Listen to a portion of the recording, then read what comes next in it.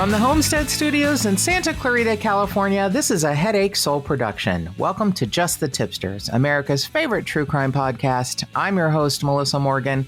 With me today is my handsome and talented co-host, Joshua Magician Bevan. Magician. He okay. makes my will to live disappear.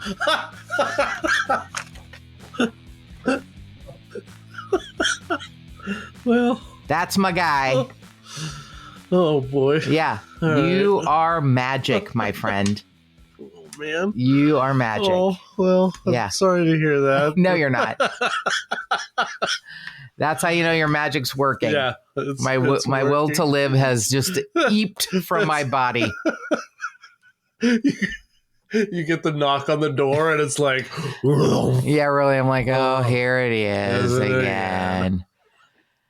Oh boy. Why do you think I throw myself on you and make you hug me? Oh. It's because you have to hold me up. That's it? Yeah. It's not because I love you or anything. It's because I'm about to fall over. Okay. I'm just kidding. No. It's always a joy when I open up the door and there you are. Even 10 minutes early, and you're just lucky I had clothes on today. Yeah, well. I mean, I don't mince about here naked a lot, but, you know, I wear less clothes than I do when I have gentlemen callers come over. Sure. Yeah, I wear full body armor when men come over. Yeah. Hazmat suits with a zip-in floor. Like, please don't touch me. Just walking around like with tubes. Yeah, room to yeah, room, like right. ET. That's how you know I'm in the room. Uh-huh. I look like the Stay Puft Marshmallow Man. Yes. So Joshua and I were discussing about the fact that there's high winds out here. Oh, There's boy. a full moon. Our allergies are crazy. It's been a weird fucking week. Yeah. It's been a weird one. Yes. Like in ways I can't really like put my finger on. Like, well, that's odd. Like everyone's been kind of in a weird mood and Oh, totally.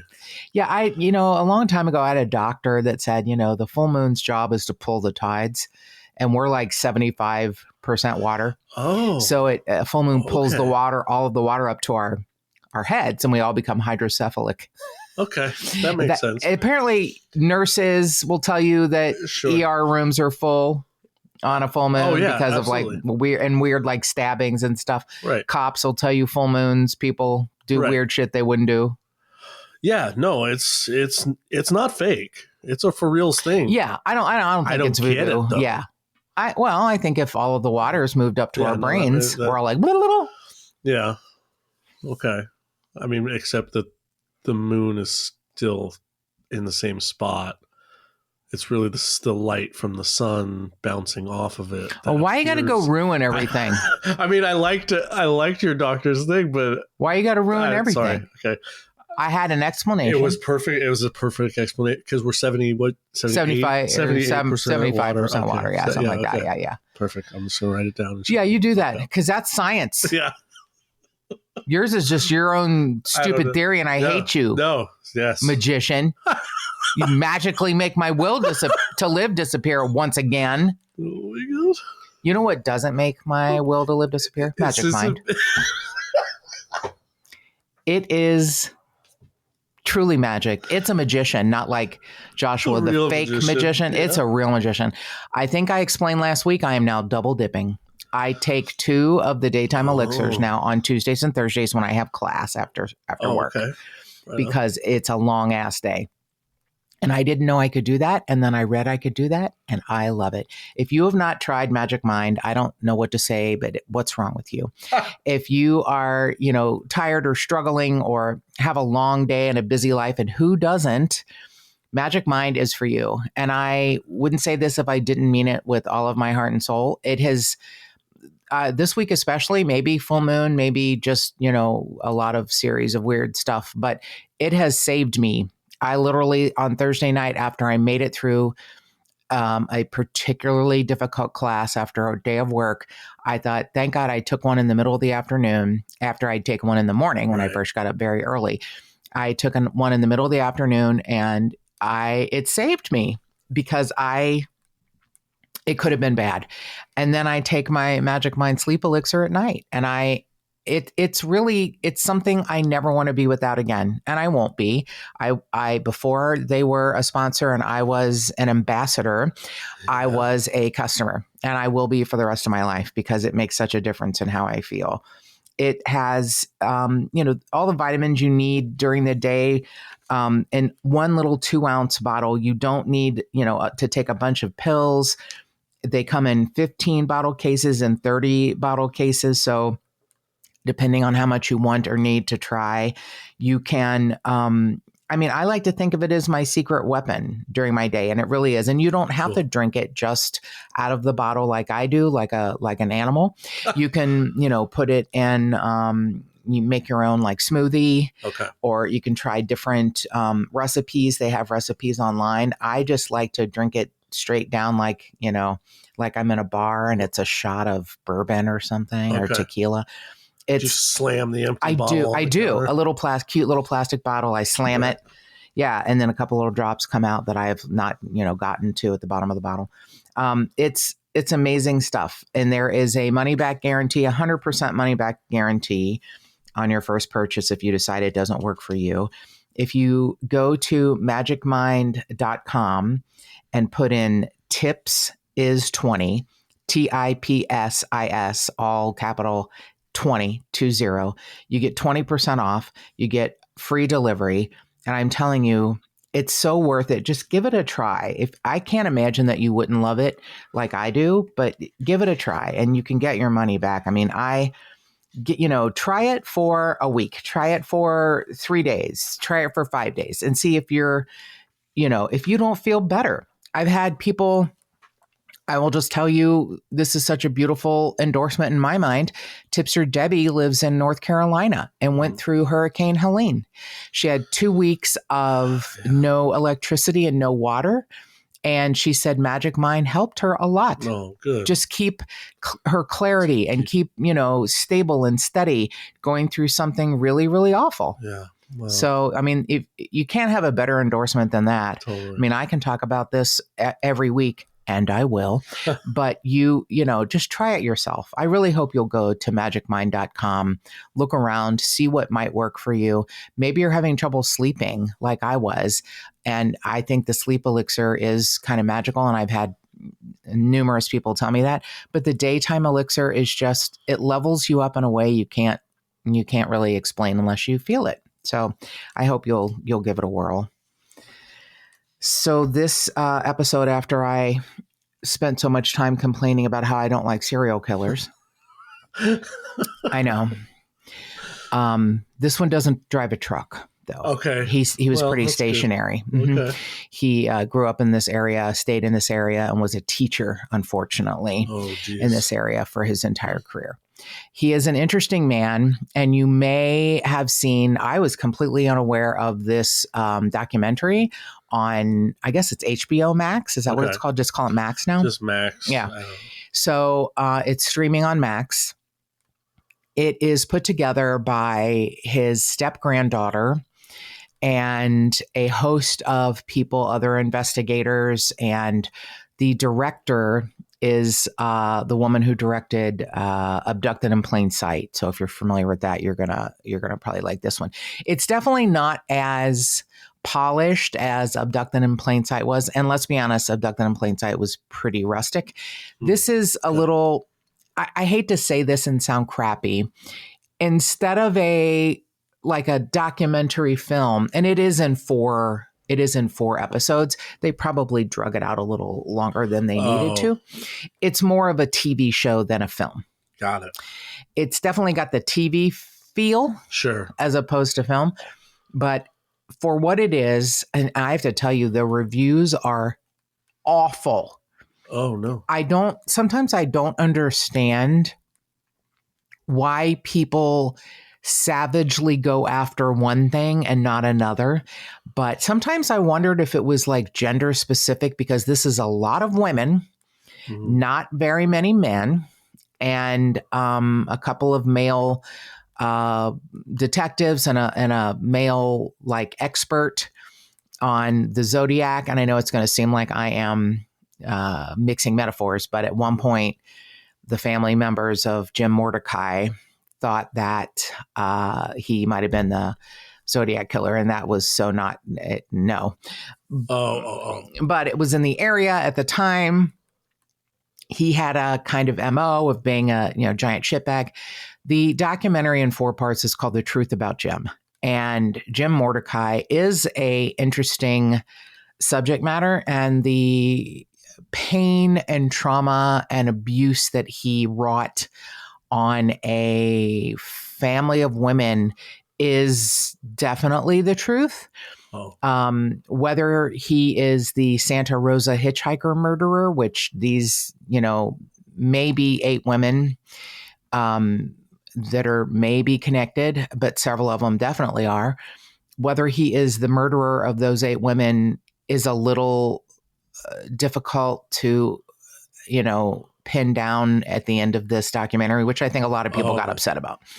So if you're more into reading than watching what could be a interesting 4-part documentary, there is an author named Joseph Best, and he is, if he is not a detective, he should be. He is a investigative journalist, and he seems to really like big cases. He covers big cases. He was covering a big case, and he was stopped in his tracks by The Truth About Jim documentary series. Gotcha. So he wrote 2 extraordinarily full, detailed articles for medium.com. Okay. And he is kind of phenomenal. So he watched the documentary and then was like, I'm going to dig deeper. And oh boy, did he. Oh, okay. I mean, he found maps and photos and timelines that the documentary didn't nail down. Okay. So I am a huge fan of Joseph Best at this point, and he's a great writer. He has an old school style of writing, like old school journalists, but he will insert simple, concise sentences that like poke hard, and you're like, that makes you think. Okay. So yeah, I'm a big fan of this strange, interesting, fascinating man. So he wrote 2 articles for Medium. One is about the hitchhiker killers, and one is about Santa Rosa as a city that was experiencing a huge amount of abductions, rapes, attacks on women in the 70s and 80s. Due to things like motorcycle gangs and white supremacists. Okay. There was a group of men called the Collectors who collected women and kept them in like a weird cabin and did weird things to them until they escaped or were never heard from again. Oh, no. So Santa Rosa was like a weird hotbed. Oh, okay. Now, what we're faced with in the 70s is it's going to be hard, to find things. However, there is DNA that was taken off of 2 of the victims. Okay. So there is something to match against. Okay. At the end of the documentary, Sierra Barter, which is the step-granddaughter of Jim Moredcai, she found things in the garage belonging to her step-grandfather. Nail clippers, a hair trimmer. He died in 2008 at the age of 67 of cancer. Okay. And his wife, Sierra Barter's grandmother, his wife of the last 20 years of his life, cut his hair because he was going through chemo. He was losing his hair. So they had nail clippers, a hair trimmer, a giant knife that he carried in his car all the time. Okay. It was still in the sheath. They turn all these things over to a investigator who takes buccal swabs of because the grandmother, Jim Moredcai's stepdaughter and his step granddaughter had all touched the things. He took samples of all 3 women to match against it, but also her another daughter that is a full blood daughter. Okay. So he was married 3 times in his life. Okay. The first time, 2 kids, and they sort of think, I guess I'm going to go backwards. There's going to be a lot of information. I tried, poor Joshua watched me here for 10 minutes. I had about 70 pages of information and I pulled about 40 pages out. Okay. So yeah, he's like, oh my God. And I'm like, I know. I had so much research that I was like, you can't, all of this isn't going to be pertinent. It would be a 75-part series. Yeah, really. It was, Joshua said something funny. He did say, well, I think there's enough for a full episode. Yeah, we won't need to be stretching. Yeah, no stretching in this one, baby. So I'm going to go back to the beginning. Jim Moredcai was born and raised and spent most of his life around Santa Rosa. He lived in Half Moon Bay for a while, but all in the same kind of area of Northern California. Really familiar with Santa Rosa as a young person. He played on his high school football team and apparently had a lot of talent. Oh.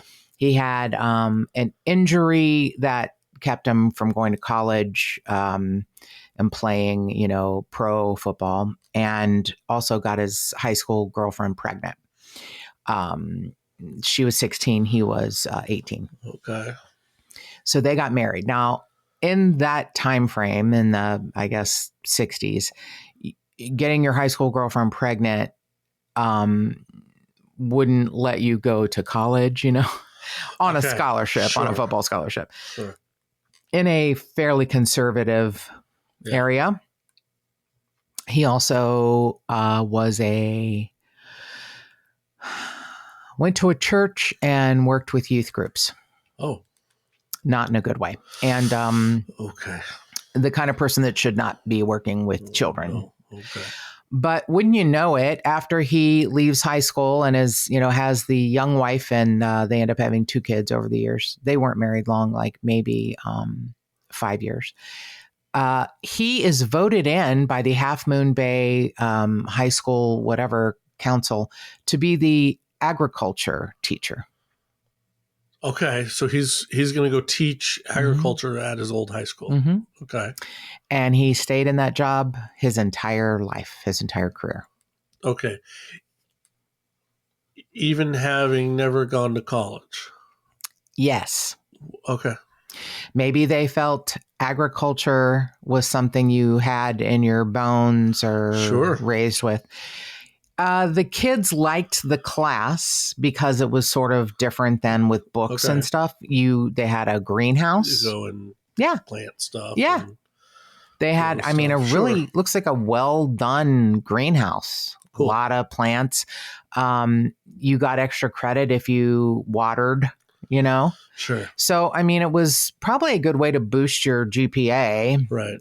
And Mr. Mordecai was like trying to be the cool teacher. Oh, boy. Now, I'm going to tell you, if you've seen the drawing, the sketches of the Zodiac Killer, and most people have, there's a lot of people in the 60s and 70s who look like that. Okay. Same kind of glasses, same kind of hair. Got it. So Jim Moredcai didn't particularly look like the Zodiac, which I know it sounds again like I'm mixing metaphors, but they spend a good 35, 40 minutes on episode 3 trying to say he might be the Zodiac, and he's really not. Okay. She Sierra, who the step-granddaughter, who is kind of the voice of this series, acquiesces and goes, I now feel relief. Because I think when someone has tortured members of your family, and then after he dies, students come out, young women from the church come out and say, well, he did this to me. And they have details that would only be known to the family. Yeah, okay. None of this is like pointing fingers at somebody who can't defend themselves because they're dead. These are things like, how did you know that his family had a ranch with a cabin and that's where he took you, saying you were going to learn more about the agriculture program, except it was mostly learning about how fast you could run around the house to get away from him so he didn't rape you. Jesus. One girl volunteered to, water the plants, and she said, I hid a couple times because he chased me around the greenhouse. God. Yeah, it gets uglier. Yeah. I'm just telling you to buckle in right now. So Okay. I'm here. I'm going to tell you the picture. I know you are. The picture of Jim Moredcai that comes up most often, because I think he was kind of a big, athletic looking dude. Okay. Well, I don't mean huge big. I mean, I think they said he was around 5'10". Another thing is he wore a size 10 and a half shoe, which is the same size that the Zodiac wore. Big deal. A lot of men wear 10 Yeah, I was going to say same size as like what 70% of the men? probably. Yes. Yeah. Plus those kind of glasses, Yeah. That kind of hairstyle. Yeah. So I have learned a lot about not comparing pictures because I did the same thing several years ago with a case. I'm like, this has got to be, and it's so dumb. Right. It's so dumb. Don't do that. Okay. Don't do that. So, the pictures of Jim Moredcai that you see the most of, he has that 70s dry look, like a hair helmet. Oh, okay. Like, let's say sportscasters, like, football commentators from the 70s and 80s, that kind of unmovable hair. Yeah. So he has the Chad Everett from Medical Center dry look and kind of thick glasses. Now, his glasses are interesting because they change frame and they change lens color. He sometimes has yellow lenses and sometimes has red. Okay. So I don't know if those are like sunglasses that, prescription sunglasses, because it looks like his prescription was pretty thick. Okay. But the glasses are kind of a through line through all the years. Okay. And he, was not unattractive. If you've seen No Country for Old Men, he looks like Javier Bardem. Oh. That kind of hair and that kind of just like blank look. Yeah. Yeah. I was going to say Anton Churga or whatever, the guy who of all of the Javier Bardem roles, that is his least attractive. Yes. Yes. That's what Jim Moredcai looks like. He absolutely looks like he's got Javier Bardem hair from No Country for Old Men. Now you got a picture. Yeah, no. Now you got a picture. So I mean, it is kind of fascinating. So here we go. Look, am I wrong? Oh no, you're not wrong. I am not wrong.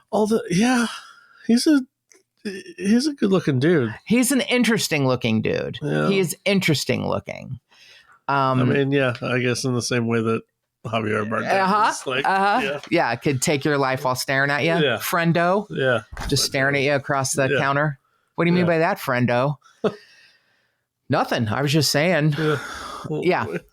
So here is Jim Moredcai, who I think has a kind of swagger about him. And I don't know that I would say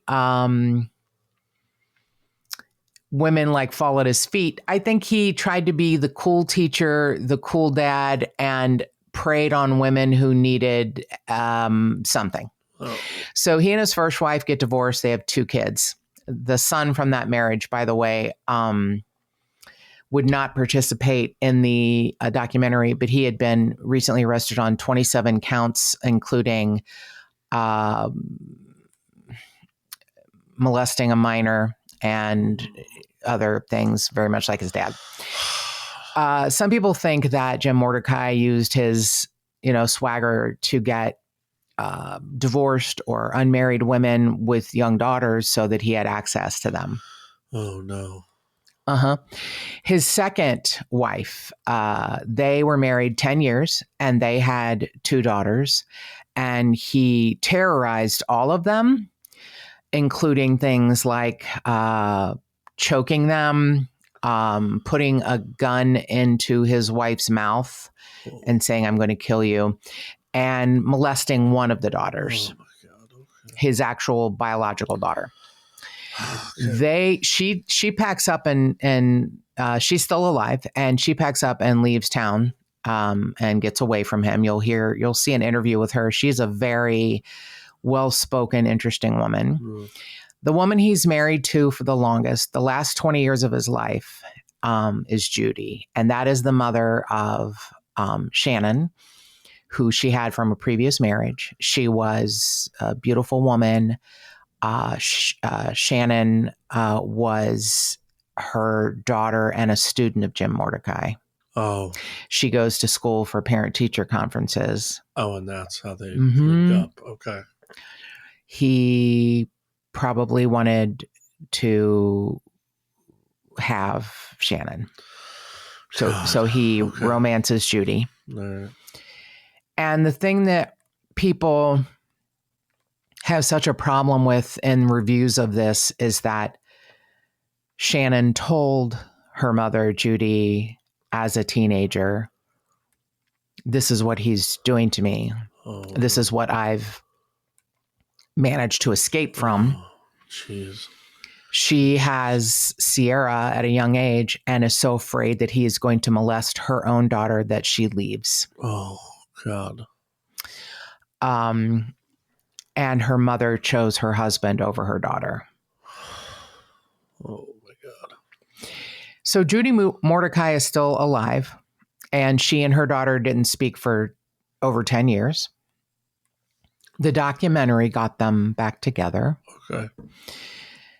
The documentary becomes more of a reunion of these women in this family who have been traumatized. Sierra was 10 when he died. She didn't know him that well because she'd been kept away from him by her mother. Right. So, and she didn't know her grandmother that well. She only knew one side, and Shannon did the best she could to not turn her own daughter against her grandmother. But, you know, what do you do when your mother chooses your abuser over you? Yeah. How do you explain that without just, feeling abandoned? And, you know, your abuser may have been a murderer. Yeah. What's interesting to me, a lot of people are annoyed by both Sierra and by Judy, the grandmother. She is kind of a whiny, annoying woman, but you know she has a good heart. And she just, it is a really unforgivable thing. Right. I want to stay with this man more than I want to protect my daughter. Yeah. It does feel unforgivable, but you have to forgive them because, you know, you can never forget, but if you don't forgive, it's just you drinking poison. Yeah. And I'm imagining, I mean, if you're in it, you don't see it that way. No, all you see is your pain and your trauma that your mother chose a piece of shit over you. Right. And it's not that her mother didn't believe her. Her mother was afraid and stayed with him. And that's, well, there's the other side of it. Right. Like how do I best protect my granddaughter?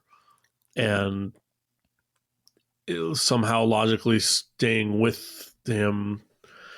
Absolutely. I could see the, okay, this is the best way. You're a much more compassionate human than most people.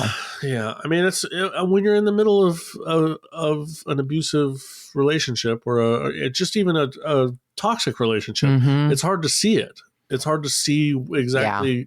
It's hard to see what the truth of it. And then it's really hard to see, okay, how do you get out? Like, what's the real escape path? So at some point, Shannon says, my mom said, I stayed with him to protect you. And she said in her mind, that might have been what she was thinking. Yeah. She said she remembered when Jim died, her mother called her and said, we don't have to be afraid anymore. Wow. But she stayed with him for 20 years. And she is honest and said, you know, I believed what my daughter said. I also wanted to stay with him. And it's like, I don't know that I get that. But again, you're a much more compassionate human being. It's hard. I mean, yes, I have tried to take people by the shoulders many times and just shake the my perspective into them or whatever, because I want to say truth, but it's your truth and probably everyone else's, but it's not theirs at the time. Yeah. So the reason Sierra thinks her grandfather might be the Santa Rosa hitchhiker murderer is because she finds an article about this unsolved case of these 8 women. Okay. And she starts looking at the timeline and knowing, you know, what she has been told about her grandfather, her step-grandfather. When she digs in deeper, so many things come out. And I get it. Not all of these things are going to line up. In fact, this, Joseph Best comes up with something and says, look, he couldn't have done this one because he was marrying, his second wife that day. Right. Like 6 hours away. He couldn't have done that. Right. This is one of the things I love about Joseph Best is he digs so much deeper. And I know Sierra had the best of intentions, but I think she was motivated by emotion. Sure. And so much of what went on in her family. Right. I do think if you read Joseph Best's articles in medium.com and then you watch the documentary, you're going to see, and so I did it the wrong way. I watched the documentary and then read Joseph Best. I was like, this is so much more information. This is so great. But if you do it in the opposite direction, you're going to watch The Truth About Jim with softer eyes, and you're going to see that it is more a story about women and what they went through and a reunion of these very strong women who've gone through a fucking lot. Yeah. Well, cool. So he, spent a lot of his time, in and around the area. He then gets, voted into his job at Half Moon Bay High School. And he and his first wife get married after, she becomes pregnant. And then they get divorced in June of 1972. He, in 73, marries his second wife, Jean Kirkpatrick, who you're going to see in the documentary if you watch it. And she is his alibi for one of the murders. Oh, because they're getting married, on the date that that a woman disappears. So when he gets divorced from his first wife in 72, between 72 and 73, when he gets divorced from his high school sweetheart and marries Jean, that is when the Santa Rosa Hitchhiker Murders happen. Oh. Sierra's right in when she says that could have been the stressor. Serial killers tend to have an event in their life that push them to amp up their work. Got it. He probably, did things before that, which we know he did. People from the church, the youth group that came out. The divorce may have amped him up. And he seemed to be the kind of guy that couldn't be without a woman. He had to have a girlfriend or, So Jean has a daughter, Christy, and he came into her room at 13 and raped her. Oh, God. She didn't tell her mom because she just, that's, you hold it in till later. His own biological daughter, Jamie, said she was raped. His biological daughter, Melissa, said she was not, but she was definitely, emotionally and, psychologically abused. That seems to be his big MO. Oddly, his third wife, Judy, Shannon is his student, which is how he meets Judy. And I guess they lived 40 or 45 minutes away from each other. And Shannon would, as a teenager, would hear her mom on the phone. Oh, okay, I'll be there in 40 or 45 minutes. And she basically, as Shannon was a teenager, she just kind of disappears. She goes to Jim's house a lot, leaves her alone, and she's 15. And 10 minutes after her mother would leave, her phone would ring. She would pick it up. And she said, he tried to disguise his voice, but it was Jim telling me all the things he was going to do to me. Oh, jeez. Oh, my God. A lot of that was, I'm going to rape you, I'm going to hog tie you, and I'm going to slit your throat. Oh, God. Now, that is important because many of the Santa Rosa Hitchhiker victims were raped, hogtied, and their throats were slit. Oh, okay. He threatened male and female, but mostly female, members of his family if he got mad at them. I'm going to hogtie you. He wouldn't say I'm going to rape you. I'm going to hogtie you, I'm going to slit your throat, and I'm going to throw you in a ditch. Wow. Many of the victims were hogtied, their throats slit, and they were thrown into ditches in a very rural area of Santa Rosa. Okay. Yeah. All right. So he's saying this thing out loud. Yes. He says it out loud quite often. And what is so fascinating to me is that everyone who knew him from separate parts of his life explained something that a lot of victims who have survived serial killers say happens. People would said this about the truck driver serial killers. They would be, especially Robert Ben Rhodes, they would be fine. They would be talking, everything would be fine. And then suddenly something would come over them and they would turn like very stoic and dark and not talk, not answer questions. It's like they get into like a zone. Okay. The fascinating part of this for me that scared me a little bit is Shannon, the stepdaughter from Judy, the mother of Sierra, is in the car with Jim at one point, and it's dark, and they were going, he was taking her home from somewhere, going back to the home he shared with Judy and her, and she saw the thing come over him. He went off course and went down a very dark, desolate, we're talking about a very rural area up here, and pulled over in an area that was a pull-off. And she said, I need to do something. Do I run out? Do I open the door and run out into the woods and maybe survive or not? Right. Or do I try to get, and she's like 17 years old. Man. And she says, do I get him to come out of this?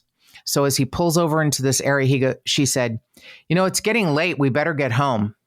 And she said like that, he changed and went, it's getting late. We better get home. Oh my God. Oh, wow. Took her home. She packed up everything and left and told her mother, he almost killed me tonight. And I can't be here anymore. And if you choose him, then that's your choice. God. And that's where it started. That's so scary. Yes. Just right there. Yep. If she would have said something different and not hit. Yeah. And not knowing that is an area where 2 victims had been. Oh, okay. This is much later. She has no idea. Right. Yeah. I'm going to veer for a second here and say I agree with Joseph Best. I don't know that all of the victims are related. Oh, okay. All of these victims, what they had in common from 72 to 73 were hitchhiking. Okay. That was the culture and the time. Got it. You would stand, I didn't realize this, all of them were on or off ramps of the 101. Okay. That's a good place to stand. And if somebody's getting on an on-ramp, hey, can you take me to whatever? Makes sense. I've never hitchhiked. I don't know. Yeah, no. Yeah. If I couldn't past the point where that was okay. Yeah. And me too. Right. But still it was like, yeah. So it was the time when he had what could have been a stressor. He had availability. Okay. He worked a short work day. He was a teacher. Right. Hog tie, rape, and slit your throat, threats for decades. Yeah. After and before. Okay. Doesn't mind raping his own child, his stepchildren, students from school, and youth group from church. Yeah. I think there's probably a lot more victims than we'll ever know. Right. But I believe Joseph Best when he says, he did the biggest deep dive. I mean, this guy, I can't tell you how much this guy is terrific. He found dates where Jim Moredcai was available and dates when Jim Moredcai wasn't. Okay. Through old records. I mean, it was like, okay, on this night, he was with the Half Moon Bay men's basketball league. Right. So there they are at a game. So he knows they can't. Yeah, nice shorts. Not tight at all. I like this guy who looks like, how does he play basketball? Because he might be narcoleptic. He's just like, there's Jim Moredcai. And that's, this guy is like, where am I? I don't know. A little tired. Yeah, It's fine. his mouth's open. He's a mouth breather. Yeah. So, he is, at one point, one of the murders, they don't know the exact date, but he was presenting basketball awards on that night in 72. So what Joseph Best thinks is that it was several people in the Santa Rosa area. Got it. Not one. And they're somehow copying each other? No. Yes. The collectors worked together. Okay. Some of the motorcycle gang members, maybe, but maybe didn't know that they were operating at the same time. Got it. He feels several of them, of the known victims, could be Jim Moredcai or not. But, he doesn't think they're like one of the girls that's in this group died of strychnine poisoning. That was not Jim's MO. Right. The women that were raped, hogtied, and their throats slit and thrown into, ditches could definitely have been Jim Moredcai. Gotcha. And we're talking about women aged 12 to 19. Wow. The first two on the top row here, these two, they were kidnapped together or disappeared together. Wow. And their bodies were found together. They're 12. Yeah, I was going to say, these are all little girls. Uh-huh. Well, no, I think some of them looked younger, but yeah, anywhere from 12 to 19. Yeah. So these first two, Yvonne Weber and Maureen Sterling, disappeared from a ice skating rink. So they were there with their friend, and they said, hey, there's this guy who wants to go smoke pot with us. Oh, boy. And their friend looked down the hall and saw him and said he wasn't a guy, he was a man. She said he looked like, this is so fascinating, having no idea who Jim Moredcai was or why these people are talking to her, said he looked like a teacher. Wow. And you see, their eyes kind of like, huh, and she said, they said, you want to go with us? And I said, no, that's okay. I'll wait for my mom to pick me up. And those two girls are never heard from again. And then they're found together, raped, hogtied, their throats slit on the side of the road. Now, what is interesting is that their clothes are never found. A 14-karat gold necklace with a cross that belonged to Maureen was found. And a single earring with gold and orange beads is found. Wow. I'm just going to say a part that gave me chills is that Judy and Shannon find a box after Jim died of one piece of some sort of sets of jewelry. Oh, he collected just trophies. Just that as a trophy. A box of, she said, not adult women jewelry, young girls jewelry. Jeez. One of the things she remembers is a gold hoop earring with orange and gold beads. Wow. Now, I'm going to tell you that unfortunately, in their anger and wanting to purge everything of him, threw it away. Oh. Yeah, okay. They couldn't explain it. It was hidden in a section in a wall in the garage. Why does he have women's young girls' jewelry? Right. Throw it away. Because they don't think that he's a murderer at this point. Right. No, yeah.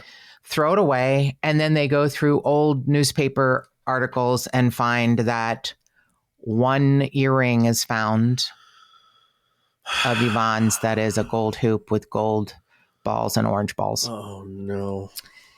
Yeah. So that is why they want to find something with his DNA. No one knows at that point how important things like that are going to be. Sure. It breaks your heart. I mean, people keep people's secrets, Right. It breaks your heart. But I mean, what are they going to do? Yeah. You can't, I love this one cop who, when she said, we found this box of, one of a kind, one piece, one type of jewelry. And this cop, said, we threw it away. And he goes, yeah, I mean, that's okay. So that's done. And I mean, he didn't like belabor the point. He didn't make him feel bad about it. Just Good. like, okay, so that's all right. So that's done. So then we move on to these things. I mean, it was just, I loved this guy. He was kind of Sierra does do, or the director do their due diligence trying to speak to people that are experts. Okay. So this detective is kind of an expert on the Santa Rosa Hitchhiker murders. It's so interesting when you think about now things not being solved, because we all think, how many old cases have not been solved. Right. This is a pretty big one. It's a pretty big one. So I love the combination, if you feel like looking into this, of this documentary that's more of on a personal level, and Joseph Best's writing, which shows you what he was available to do and what he wasn't. Yeah. And I can't help but agree with him that, this is the 70s. There's a lot of people that, it's like, my daughter ran off and, blah, blah, and they don't know what happened to her. I mean, there's one person that has not been found, and she was hitchhiking. And that is heartbreaking. Beautiful, beautiful young girl. But there are 7 that were found. And is there a reason why Jim Moredcai would have a random collection of young girls' kind of inexpensive jewelry? And there's obviously a lot of evidence that isn't available anymore. Right. There's, the thing I came away with was that this family came back together, and the reunion they show at the end of the documentary, the 4th episode, is lovely. Okay, good. There are one of his sons, who had some traumatic experiences, who turned out to be a really sweet person. His other son is, was arrested. Right. He's the only one that didn't want to participate. Okay. But I mean, it's beautiful kind of seeing them all get together. That is good. Yeah. Okay. And catch up on each other's lives. And good. Yeah. And it's, so when you go back and look, some of these women, it's difficult to imagine that they're connected by anything other than hitchhiking. Mm-hmm. Some of them saw their friends be picked up by a certain car, an old Chevrolet, a brown Chevrolet pickup, maybe. The youngest, the person who hasn't been found, Lori Lee Cursa, was a habitual runaway. She was only 13. Her parents were absolutely terrible. Her body's never been found. Her parents ended up having charges against them for drugs, distributing drugs to minors. They had lost custody of her at one point. I mean, several of these girls were just trying to get away from crappy home lives. Right. And several of them were like, I need a ride to college. Just I need a ride to my job. Right. Yeah. I need to hitchhike, get a ride to my job because I live in an agricultural area and nobody can take me. And that's just the time, the culture. It wasn't right. It wasn't anything bad. It was just, I need a ride. Right. I apologize. Actually, Lori's body was found the following year, but there was a Jane Doe found 100 yards from her. Probably those two connected. Oh, connected somehow. Right. Okay. So yeah, the Jane Doe, but there's another person whose body's never been found, and I wish I could remember because I thought it was Lori. But it's there's eight victims, and I don't know that they're all connected. It just so happened to be the timeline, and they may have been runaways, and they may have, Right. Yeah. The one that I guess is from the furthest away, she was hitchhiking back to Santa Rosa from Zuma Beach in Malibu. Oh. And that was the day that he was marrying his second wife, Jean Kirkpatrick, up in Half Moon Bay. So he couldn't have driven all the way down here. Yeah, to pick her up and then back up there and then be in pictures. And then, that would be kind of weird. Yeah. Um, so many of the victims are found like circling on roads around Santa Rosa city limits, but it's very rural hillsides that back up, to like woods and hills. And, Sure. some of them die from a broken neck and exposure. Some of them had broken bones. Some of them were, hogtied. They're naked with maybe a little bit of clothing left on them or around them. Elaborate nylon bindings. The one woman, died of strychnine poisoning. It just feels like there's a lot going on that may be not one person did. It just so happened to be, at the same time. Right. So the thing that Joseph Best, I think, sums up for me is that it wasn't the Hitchhiker murders probably weren't one person, probably several. Okay. At least probably two. Got it. But he does keep an open mind that it was, that Jim Moredcai could have done several of them. Gotcha. Yeah. I think you have to keep an open mind that he did that. I mean, with his history of, sexual assaults and, he could have been a serial killer. He could have just been a monster of a human being. Right. But, he could have been a serial killer. The thing is, there are so many crimes like this that, we may never know who did them. To try and find a connection just because it's in this one area, you may be trying to put too much on. Totally. If there was only one, that person would have been in their, late 70s, early 80s by now. I feel like Joseph Best, that there are probably more than one. Got it. The point is, it doesn't matter if it's one or more. Each of these young girls, their deaths are absolutely awful. Yeah. And it would be wonderful to be able to solve these crimes. Yeah.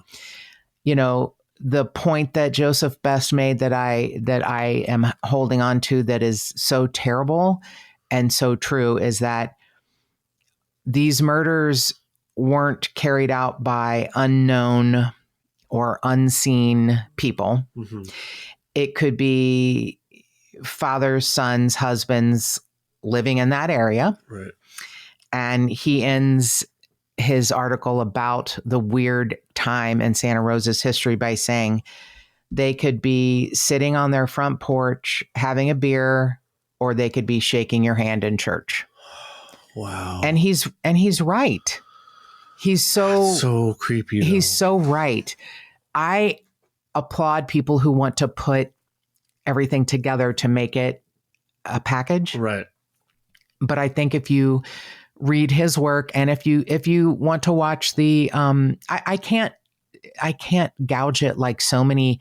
I mean, I think it has like a 4% rating on Rotten Tomatoes or something. Oh, that's not that good. No, IMDb gouges it. It's like, this is the worst thing ever made. I'm like, did I watch something different? It's not the worst thing ever made. It does have a real television feel. Okay. I think I expected a lot more from the director because her work has been really great before, but I hope that you will, watch it. And I don't know if anyone listening to this, knew anything about Santa Rosa in the 70s and 80s, because it did continue on and probably still today in some way, but it's so much easier now to catch people because of all of the advancements made in science and with, CCTV cameras.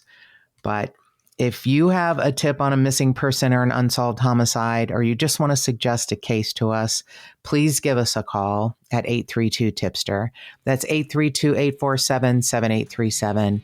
You can email us at jttipsters@gmail.com. And you can always find us on any of our social media platforms. Just the Tipsters Facebook page, at JTTipsters on Instagram, at JTTipstersPod on Twitter, and more cowbell.